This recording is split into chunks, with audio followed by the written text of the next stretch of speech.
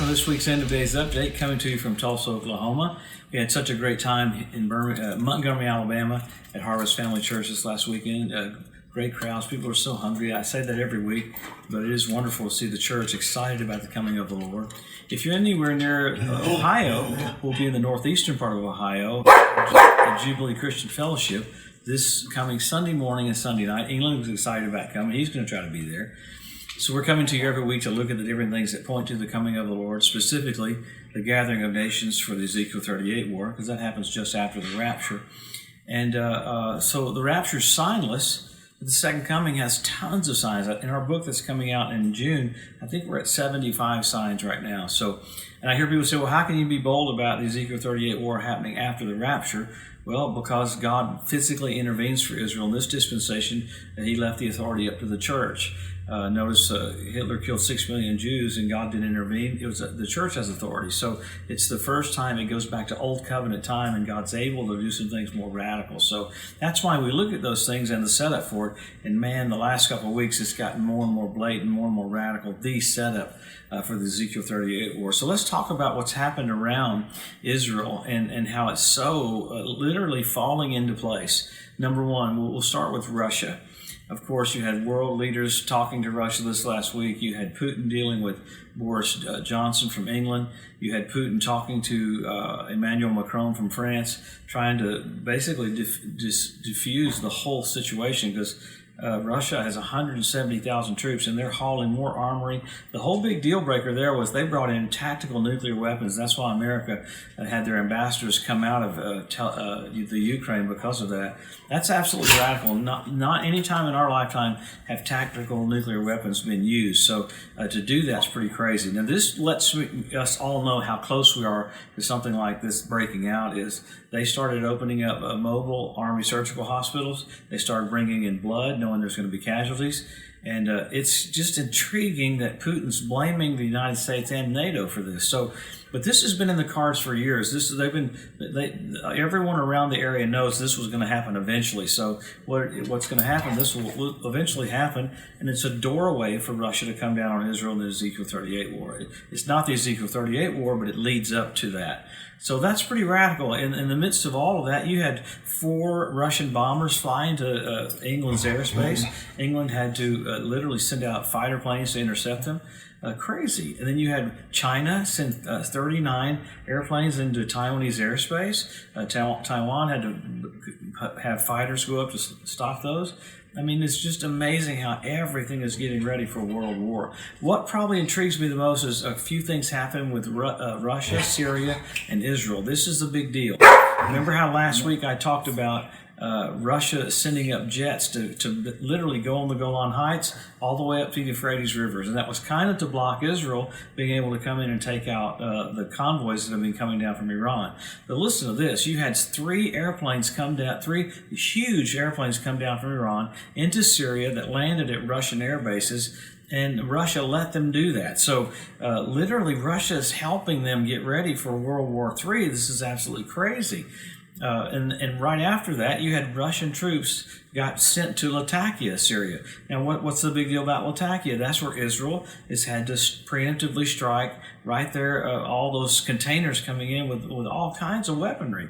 So Russia's got troops there, so Israel can't really fire at those bases again, or basically everything would just go ballistic. So you've got a lot of things going on with that, with Syria and with Russia and Israel.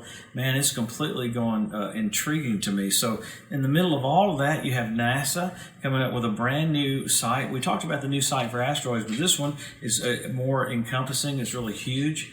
So they'll be able to see that just a little bit more. Israel announced about a new laser system. This is pretty cool. It literally is like Star Wars from Ronald Reagan's era. Israel's got a new laser system that can shoot out ballistic missiles at a higher altitude and higher speed. Needed that because North Korea fired off 3 ballistic missiles this last week. So amazing that everybody's having to get ready for everything. So there's a huge naval exercise in the Red Sea with the United States and with Israel, and with all these partners that Israel doesn't have formal ties with. But that's how critical things are. You got nations coming to even have exercises with Israel. Israel had a massive exercise looking like they were going to bomb Iran, or what they would literally do to knock out the nuclear site. So you got them getting ready for that. You got all these others getting ready. So it's pretty intriguing to see all of it fall into place. There's so much more happening, it's hard to even cover all of it, but the main things are the players are literally putting themselves in position for the Ezekiel 38 war, and it literally is it. This is technically it's setting up for it right in front of our eyes.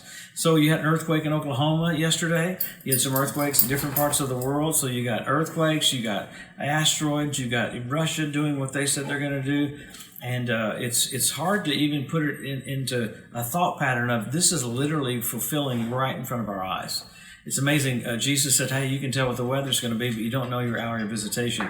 So he wanted them to know. So with all of this happening, it tells us, man, Jesus is just about to come back.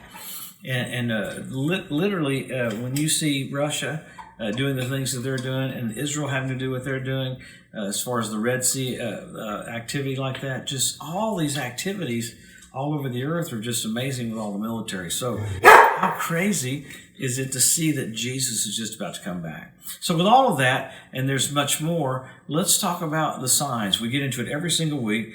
But as we get into the signs, I'll remember some of the other things that happened.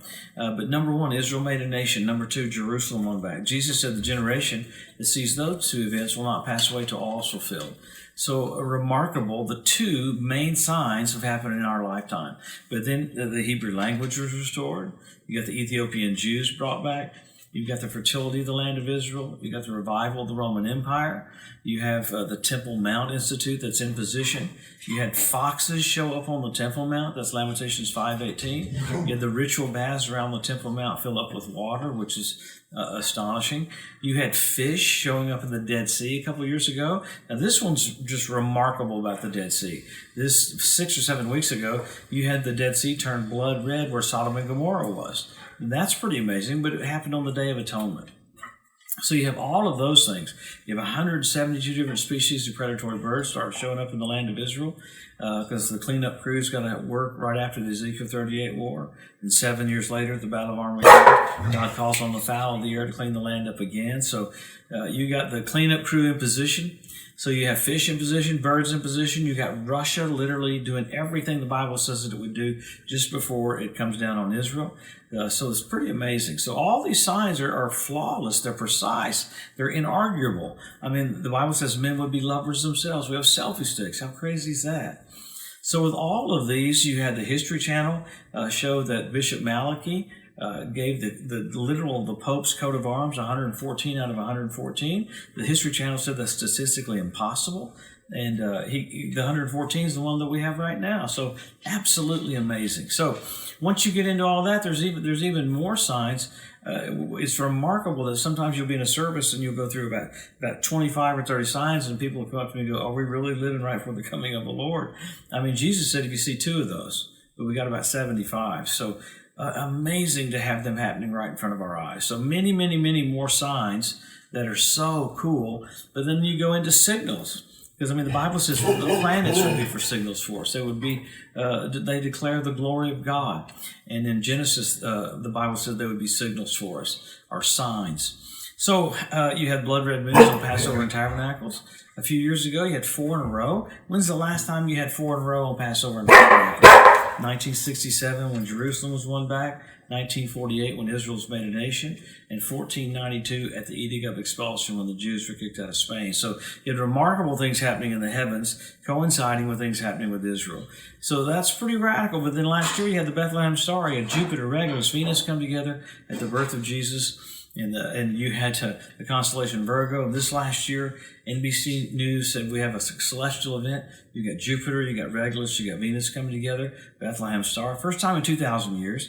and the constellation was Leo. He's the lion of the tribe of Judah. So you have all of these things happening that are literal setups with Syria, with Russia, with Turkey, with Iran. The Iranian stuff, I mean, is absolutely amazing how the talks look like they're going to fizzle out this week at the very end of it. So it looks like Israel's going to have to preemptively strike to stop those nuclear weapons. So all of this is happening because the Bible said we see it. Isn't it amazing? There's all these verses about what it would look like just before the coming of the Lord, and we're literally right there. So what do? Help our local church, help our local pastor, be more engaged. We go for it. We accelerate. The teaching on end times is not an escape theology. It's a hustle theology. So let's go for it. We're about to see the King. We're about to see the King of Kings and the Lord of Lords. Wow. I know a lot will happen between now and next week. So come back next Wednesday and we'll get into it again. We'll find out all that's happening around the nation of Israel. Many things are happening, and we're so blessed to get to view it right before our eyes. So let's go for it. Have a blessed, awesome week.